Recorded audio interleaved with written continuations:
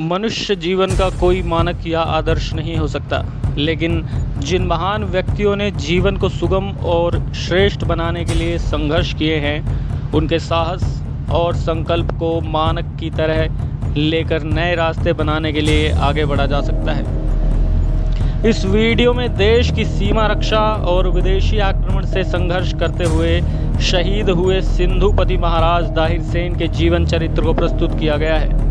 इसका उद्देश्य राष्ट्र की रक्षा के लिए उनके त्याग, बलिदान तथा कर्मयोग को आत्मसात करना है। अखंड भारत का पश्चिमी सीमा प्रांत सिंध प्रारंभ से ही विदेशी आक्रांताओं के हमले का शिकार रहा है।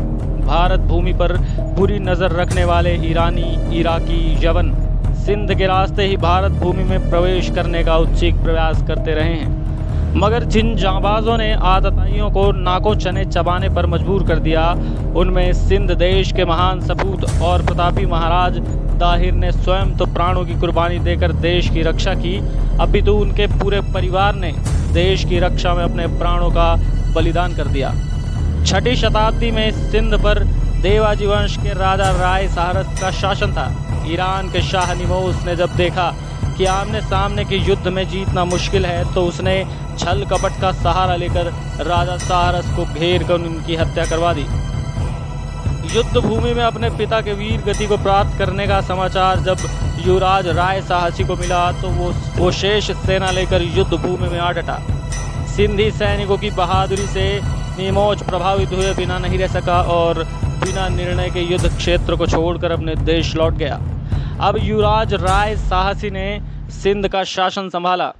वीर प्रतापी राजा साहसी राय का कोई उत्तराधिकारी पैदा नहीं हुआ, लिहाजा उनके निधन के बाद उत्तराधिकारी में चच राय ने राज्य संभाला।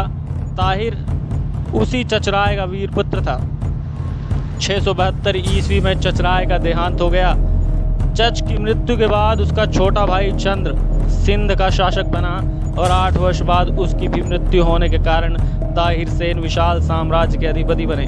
दाहिर ने पिता के राज्य को अच्छी तरह संभाला। उनके राज्य में प्रजा खुशहाल थी, प्रदेश धन धान्य से समृद्ध था। दाहिर के राज्य की राजधानी आलोर बहुत ही सुंदर और समृद्ध शहर थी। अरबों ने लूट खसोट की नीयत से भारत पर हमला किया और उनमें से अधिकांश हिंदुस्तानी तलवारों की भेंट चढ़ गए। अरबी सरदार ने अपने दामाद मोहम्मद बिन कासिम को भारी सैन्य बल एवं शस्त्रों के साथ सिंध पर हमला करने का निमंत्रण भेजा।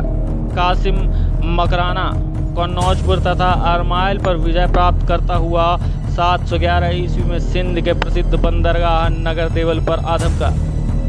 देवल पर कोट में एक विशाल मंदिर था, जिसके गुम्मद पर केसरिया पताका लहरा रही थी। ये पताका देवल के सैनिकों और नागरिकों की प्रेरक शक्ति थी।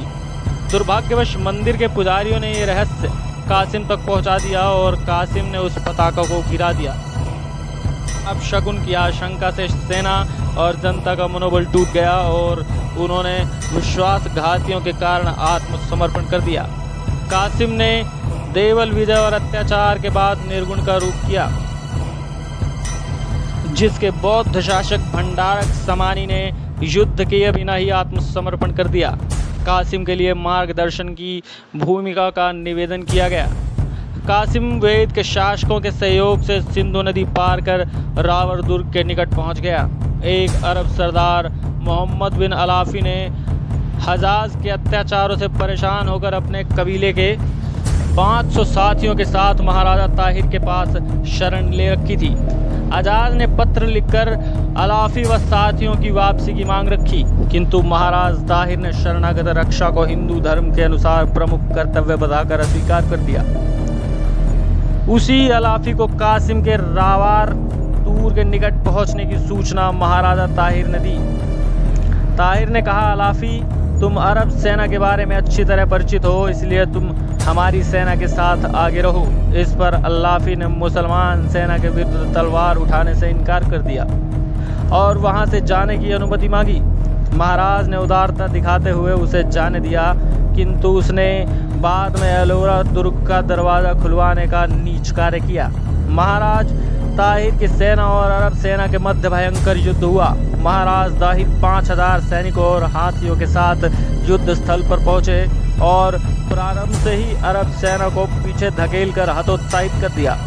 सूर्यास्त को युद्ध बंद होने तक दाहिर की सेना ने अरबों की सेना में भयंकर मार काट करते हुए भय का संचार कर दिया। अगले दिन दाहिर अपने दोनों पुत्रों जय सिंह और दरिया तथा अनेक सन्निकट जनों के साथ युद्ध करने आए। भयंकर युद्ध के मध्याह्न में दाहिर की सेना विजय के सन्निकट प्रतीत हो रही थी। अरब सेना रणस्थल से पलायन करने लगी। तभी कासिम ने एक षड्यंत्र रचा। युद्ध के मैदान में भी राजा दाहिर धन, नारी और गौ रक्षा के प्रति संवेदनशील थे। मोहम्मद बिन कासिम ने दाहिर की इसी गुणवत्ता का लाभ उठाकर कुछ बंदी महिलाओं और अरबी सैनिकों को महिला वेश धारण कराकर युद्ध स्थल के अलग अलग कोनों में हाहाकार करवाया।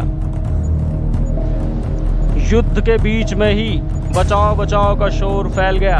अरब नारी वेश में छुपकर हिंदू सेना को गुमराह करने का प्रयास कर रहे थे, जिसमें वो सफल भी हुए।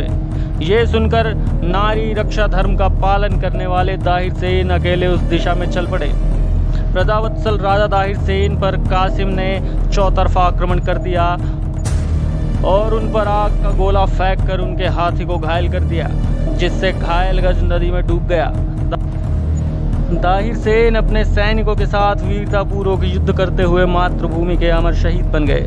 महाराज की शहादत के बाद अरबी आतताइयों से अपने सतीत्व की रक्षा के लिए महारानी सहित अगणित वीरांगनाओं ने जौहर की आग को स्वीकार कर लिया। अरब आक्रमणकारी मोहम्मद बिन कासिम ने महाराजा दाहिर सेन की राजकुमारी सूर्य कुमारी और परमाल को बंदी बनाकर खलीफा के पास भेंट स्वरूप भेजा, तो उन्होंने बुद्धि और चतुरता का प्रयोग दिखाते हुए खलीफा को कहानी सुनाकर बताया कि यहाँ भेजने से पहले कासिम ने उन्हें 3 रात अपनी हरम में रखा, इस कारण हम पवित्र नहीं हैं। ये सुनकर खलीफा आग बबूला हो गया और उसने मोहम्मद बिन कासिम को सांड की खाल में सिलकर उसके सामने प्रस्तुत करने का आदेश दिया। खलीफा के आदेश का पालन हुआ तो कासिम को जिंदा ही सांड की खाल में सिलकर खलीफा के समक्ष पेश कर दिया गया और उसके प्राण पखेरु उड़ गए। यहाँ भारतीय नारी के साहस का संजीव स्वरूप हमारे समक्ष आ जाता है। वीर शिरोमणि दाहिर सेन का त्याग और बलिदान राष्ट्रीय रक्षा के लिए सर्वस्व न्यौछावर करने का अनुकरणीय संदेश महाराजा दाहिर सेन के जीवन से सदैव प्राप्त होता रहेगा। इस वीडियो को अधिक से अधिक लोगों तक शेयर करें ताकि उनका इतिहास विश्व के कोने कोने तक पहुँचे। जय हिंद, वंदे मातरम।